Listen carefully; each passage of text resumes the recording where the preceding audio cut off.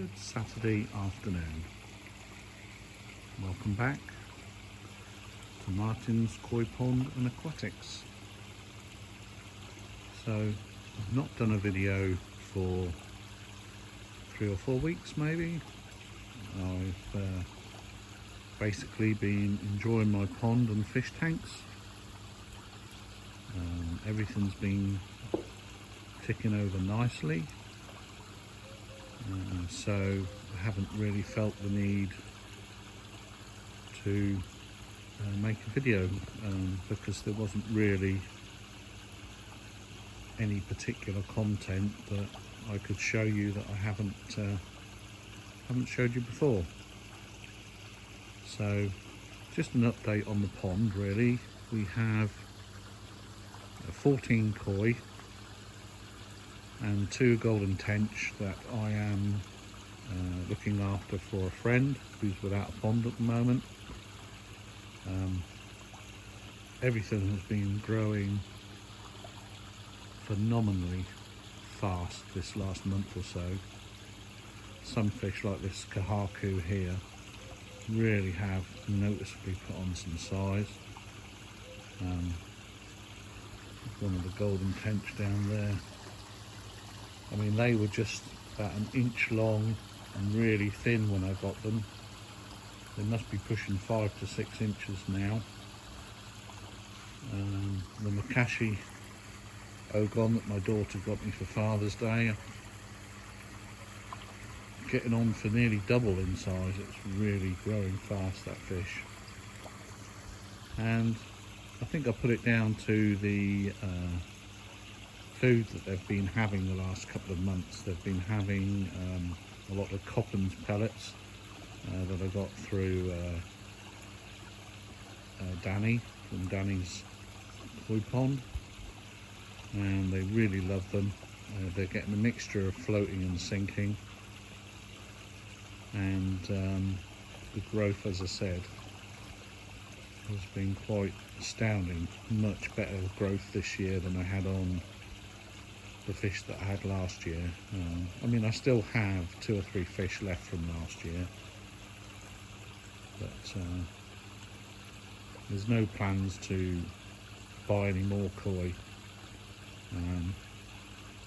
As these guys grow out, we may have to actually thin down a little bit more, but I'm gonna just kind of see how it pans out next summer really.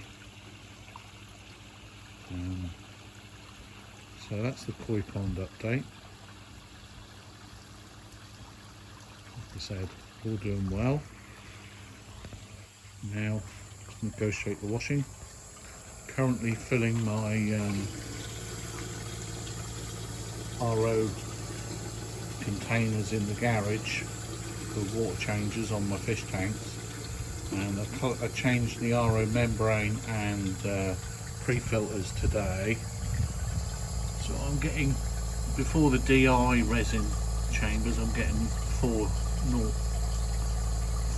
TDS. That down there contains DI resin, and I'm getting 0 TDS out of that. So that's what's going through to the storage containers. Now, the last month I've been really busy with this little saltwater tank project I've got on the go. It's a dual 190 trigon tank that I've converted to saltwater. It's not got a sump, but it's got a back filter compartment, and in that I've placed this reactor at the back that contains phosphate remover and carbon, and there's an internal skimmer, a Tunzi skimmer there, really good skimmer, doing a great job. I am at the bacterial bloom stage of a new tank at the minute, so the water's not as clear as it has been. This bacterial bloom is probably caused by me adding 3 fish last weekend, and the increase in nutrients. My live rock hasn't caught up yet. Once the live rock catches up, bacteria wise, the suspended bacterial bloom will disappear and the water will go back to being crystal clear. Now we have 5 fish in the tank. Try and get a reasonable view of them considering the water's a little bit cloudy. So there's a blue spot goby whose job is to turn the sand over, and he's doing a fine job of that. Got a pair of black ice clowns, which are absolutely lovely little fish. Obviously they're British tank bred fish, so they're very hardy and they're doing great. We've got a azure damselfish, probably one of the most colourful and one of the calmest of damsels, although he does, as you just saw, have a go at the goby every now and again. And in the tank we've got a couple of corals. There's a red mushroom there, it's doing really well. A green Pavona SPS there, that's doing really well. At the back there is a Kenya tree that sort of died off but is now coming back again.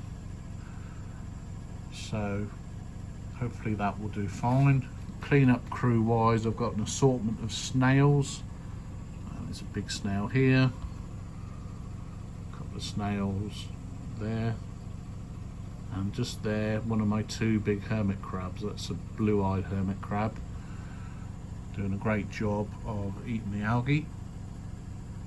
You can see there's a bit of green algae, but again that's just see the legs of the, he's on the move, look, the hermit crab. Just clean it. He all they do, these hermits, is they eat algae all day long. You see his blue eyes quite clearly. And yeah, this little tank, oh, the final fish is just there. It's a little algae lawnmower blenny. So he just constantly browses on the rock, eating the algae, and helping keep the tank clean. You need a lot of tank cleaners with a saltwater tank. And over here, got my 5 foot 450 litre tank with my 2 Midas cichlids. Simon, the big male, he's about 14 inches and a magnificent fish. I've had him since he was a little tiny 2-inch fry. I've had him 5.5 years now, and he watches me as much as I watch him. Now the other one in the tank I've bought as a possible female, but I don't think it's a female, I think it's a subdominant male. And luckily Simon is not murderous, and tolerates the white one, which we call Sam.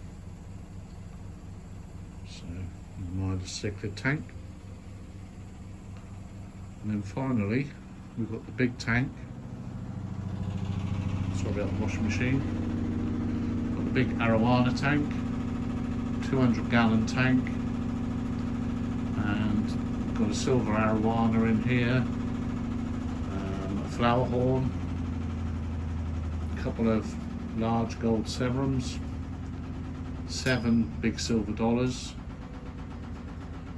a mixture of catfish. There's a really big pleco just there, you might be able to make out, and a couple of other cichlids. There's a standard severum there, which is one I rescued from a friend who was keeping it with some African cichlids and they'd beaten it up, and I'm just nursing it back to full health before he has it back.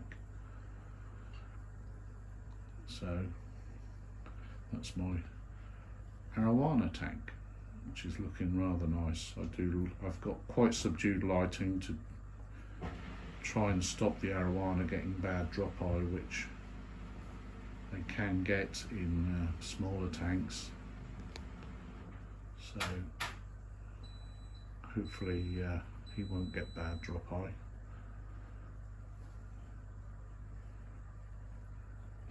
So I'll catch you in the next one.